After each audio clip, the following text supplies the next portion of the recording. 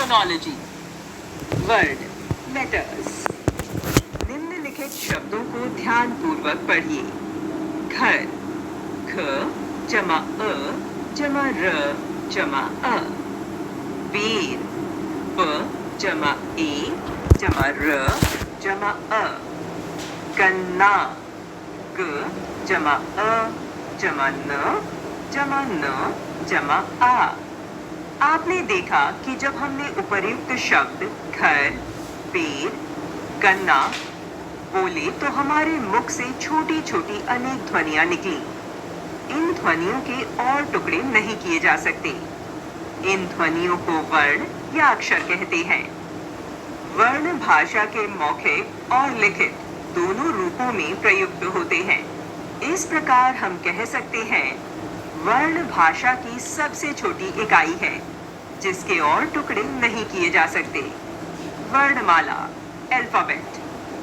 ध्वनियों को लिखकर प्रकट करने के लिए विभिन्न वर्णों की सहायता ली जाती है। प्रत्येक भाषा के अपने वर्ण होते हैं। इन वर्णों का एक व्यवस्थित क्रम होता है जिसे वर्णमाला कहते हैं। इस प्रकार हम कह सकते हैं वर्णों के व्यवस्थित और क्रमबद्ध समूह को वर्णमाला कहते हैं। वर्णों के भेद, काइंड्स ऑफ लेटर्स। हिंदी के वर्णों को दो भागों में बांटा जाता है, स्वर तथा व्यंजन। स्वर, जिन वर्णों का उच्चारण करने में प्राण वायु बिना रुकावट के बाहर आती है उन्हें स्वर कहते हैं। हिंदी में निम्नलिखित 11 स्वर हैं: अ, आ, इ, ऊ, ऊ, री, ए, ऐ, ओ, औ। स्वर के भेद। उच्चारण में लगने वाले समय के आधार पर स्वर 3 प्रकार के होते हैं।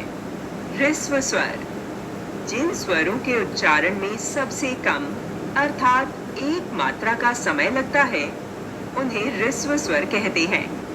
इनकी संख्या 4 है। ये हैं अ, इ, उ, री। दीर्घ स्वर, जिन स्वरों के उच्चारण में ह्रस्व स्वरों से दुगना समय लगता है उन्हें दीर्घ स्वर कहते हैं। इनकी संख्या 7 है। ये हैं आ, ई, उ, ए, ऐ, ओ, औ।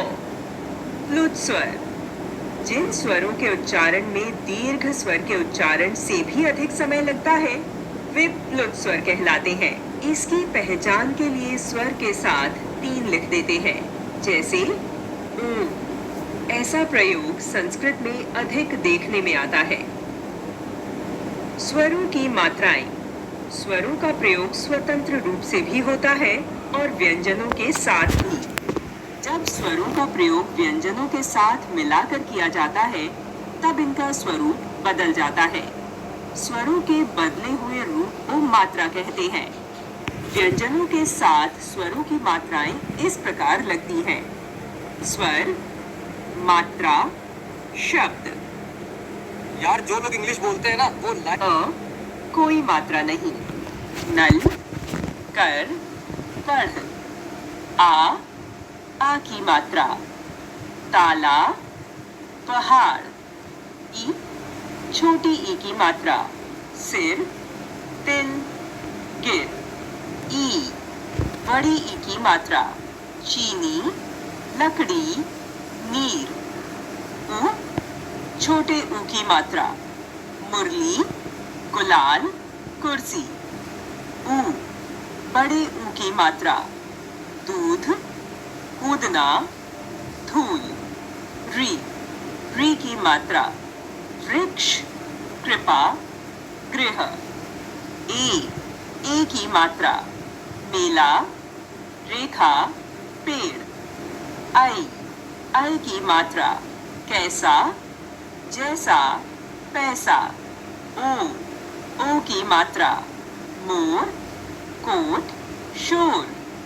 औ की मात्रा। कौवा, कौन। अनुस्वार, अंग को अनुस्वार कहते हैं। अंग, य, ण, न, म का हलंत रूप अनुस्वार की तरह प्रयुक्त होता है। अपने ही वर्ग के किसी व्यंजन से पहले हलंत रूप में आने पर अंग, य, ण, न, म के स्थान पर मानक हिंदी में अनुस्वार अर्थात बिंदी का प्रयोग किया जाता है। जैसे कवर, पंख, गंगा, कंघा, चवर्ग, पंछी, मंजन, झंझा, टवर्ग, कंठ, झंडा, ठंडक, तवर्ग, ग्रंथ, सुंदर, धंधा, पवर्ग, गुम्फन, संबल, संभव। री का उच्चारण री की तरह किया जाता है।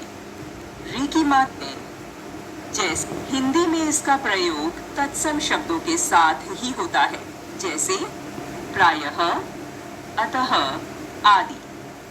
अनुस्वार और विसर्ग को अयोगवाह कहते हैं।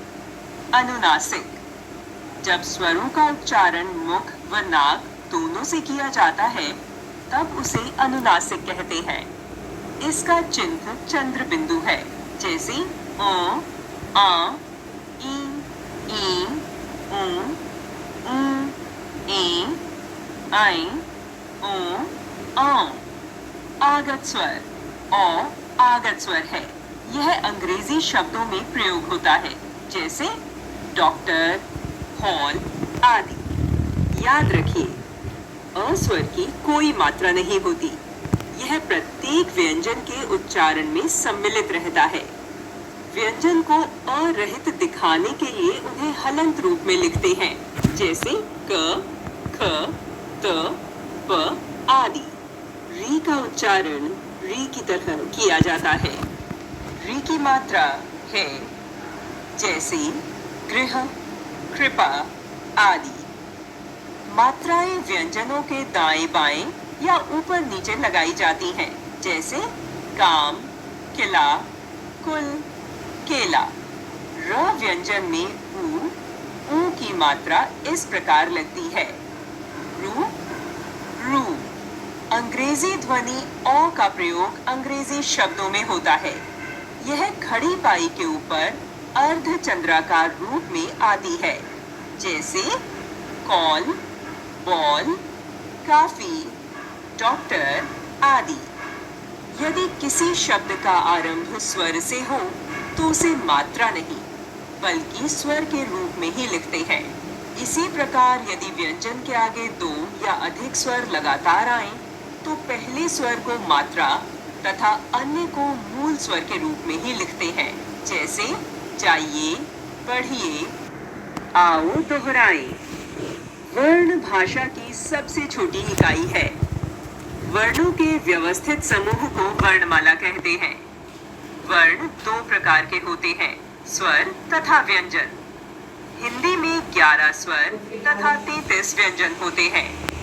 स्वर के 3 भेद होते हैं, ह्रस्व, दीर्घ तथा प्लुत।